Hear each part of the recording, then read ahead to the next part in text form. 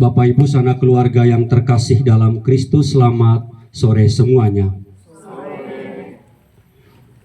Peristiwa kematian itu dekat-dekat dengan air mata. Peristiwa kematian itu pasti sangat berhubungan erat dengan rasa duka, rasa sedih.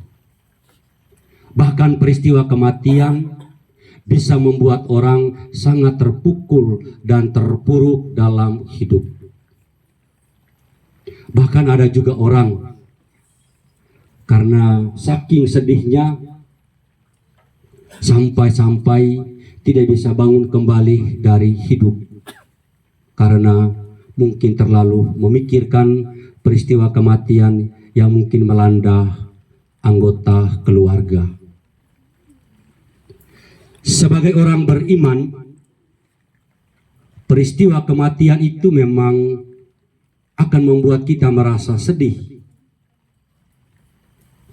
Tetapi kita tidak boleh berhenti pada rasa sedih itu. Kalau kita berhenti pada rasa sedih, maka percuma kita mengimani Kristus, percuma kita percaya bahwa Dia sudah bangkit. Percuma bahwa kita mengamini bahwa Dia adalah yang sulung, yang pertama, yang bangkit dari antara orang-orang mati. Itulah sebabnya peristiwa kematian, walaupun itu menyakitkan, walaupun itu menyedihkan, walaupun itu membuat kita terpuruk dalam hidup, tetapi sebagai orang beriman, kita mempunyai harapan yang lebih dari itu, yakni kehidupan yang kekal, kehidupan yang abadi, kehidupan yang telah dimulai dalam diri Yesus Kristus. Karena itu walaupun kita sedih, kita menangis, tetapi jangan sampai terus-terus selama hidup kita hanya menangis.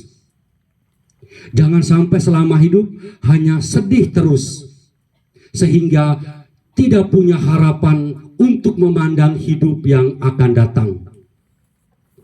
Sehingga membuat kita tidak lagi berpikir tentang kehidupan yang kekal itu, yang menjadi kerinduan dari semua orang yang percaya kepada Kristus. Bapak Ibu, kita tidak perlu merasa sedih karena Yesus yang adalah Tuhan saja, Dia bisa melewati peristiwa yang ke-13 dan 14 ini. Ya, ini peristiwa yang ke-13. Dia diturunkan dari salib dalam keadaan sudah mati. Di peristiwa yang ke-12, jalan salib kita itu Dia wafat. Peristiwa yang ke-14, Dia dimakamkan. Maka apa yang dialami, apa yang dilalui oleh Yesus sebenarnya antisipasi sebagai persiapan untuk semua yang akan dilewati oleh orang-orang yang percaya kepada Kristus. Tidak ada yang mengatakan bahwa dia akan hidup 1000 tahun.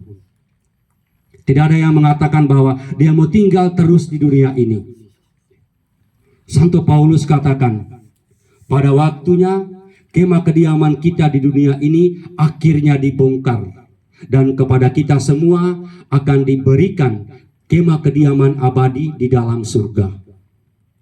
Maka peristiwa maut, peristiwa kematian adalah peristiwa yang dialami oleh semua umat manusia.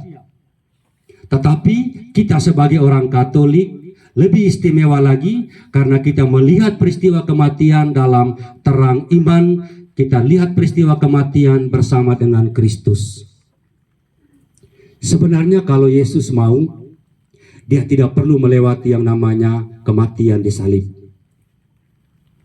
Kalau Dia mau, Dia tidak perlu masuk ke dalam dunia orang mati.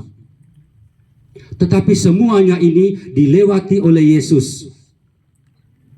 Dengan kematian, Dia membuka jalan supaya ketika hidup di dunia kita ini selesai, kita beralih dari dunia yang fana ini kepada dunia yang kekal. Dengan masuk ke dalam dunia orang mati, Sebenarnya Yesus sedang mengharumkan maut yang menakutkan dengan sukacita Paskahnya. Dengan masuk ke dalam dunia orang mati, Yesus membawa cahaya kebangkitan bagi semua orang beriman. Maka maut atau peristiwa kematian bukanlah titik akhir dari kehidupan manusia, tetapi dia semacam suatu jembatan yang menghubungkan hidup yang di sini dan hidup yang sebenarnya di sana. Dan semua yang mau hidup di sana harus melewati peristiwa kematian ini. Saudara-saudari kita yang kita doakan tadi adalah mereka yang sudah beralih dari dunia yang fana ini kepada dunia yang sesungguhnya. Mereka sudah beralih ketika kemah kediaman mereka di dunia ini dibongkar, dan Tuhan menyediakan bagi mereka kemah kediaman abadi di dalam surga. Itulah harapan. Itulah iman kita.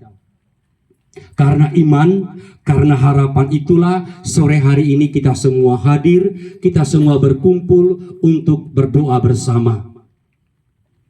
Kita semua hadir untuk merayakan kurban Ekaristi, kurban Paskah Kristus yang harus melewati kematian, yang harus melewati maut seorang diri, yang harus merasakan makam yang begitu menakutkan dan gelap, supaya dengan itu dia membawa harapan yang baru bahwa kehidupan manusia tidak berakhir dengan kematian, tetapi bagi semua orang beriman Tuhan menyediakan tempat kediaman yang layak di surga. Saudara-saudari kita yang sudah meninggal, kita doakan pada hari ini, kita doakan pada tanggal 2 November, adalah mereka yang sudah beralih dari dunia ini, tetapi mereka tidak bisa menolong diri mereka. Bagaimana mau tolong? Sudah mati. Satu-satunya yang bisa menolong mereka adalah keluarganya yang masih hidup. Satu-satunya yang bisa membantu mereka supaya mereka cepat masuk ke dalam surga adalah keluarganya yang masih ada di dunia ini, dengan doa-doa, dengan amal saleh, dengan devosi-devosi, dengan perbuatan amal kasih dan kebaikan, supaya mereka cepat masuk ke dalam surga. Jadi keluarga yang rajin mendoakan keluarganya yang sudah meninggal, itu keluarganya cepat masuk surga. Tapi keluarga yang malas mendoakan keluarganya yang sudah meninggal, apalagi sudah lupa dengan keluarganya yang meninggal, jangan harap mereka masuk surga cepat. Tergantung kita yang di dunia ini. Semakin sering kita berdoa, semakin rajin kita berdoa untuk mereka, maka semakin cepat mereka masuk ke dalam surga. Tidak ada yang bisa menolong diri mereka selain kita yang ada di dunia. Bapak Ibu sanak keluarga yang terkasih dalam Kristus, kematian itu ada, tetapi kehidupan yang kekal bersama dengan Kristus itu lebih pasti. Kita percaya bahwa kita mengimani Kristus yang bangkit. Maka Daniel dalam bacaan yang pertama sudah memberikan hiburan itu untuk kita semua. Dia melihat orang-orang yang telah mati bangkit kembali, hidup kembali untuk mendapat penghakiman. Yang baik-baik cepat-cepat masuk surga. Yang selama hidupnya tidak baik, cepat-cepat dia masuk ke neraka. Demikian juga bacaan yang kedua, Santo Paulus mengingatkan kita dalam suratnya kepada jemaat di Tesalonika. Dia memberi harapan kepada kita semua bahwa iman kita kepada Kristus tidak berakhir dengan peristiwa kematian. Iman kita kepada Dia yang bangkit tidak berakhir di dunia ini, tetapi dalam pembaptisan, karena kita sudah mau mati bersama dengan Kristus, maka kita juga akan memperoleh kebangkitan bersama dengan Kristus. Semoga saudara-saudari kita yang kita doakan pada hari ini cepat masuk surga.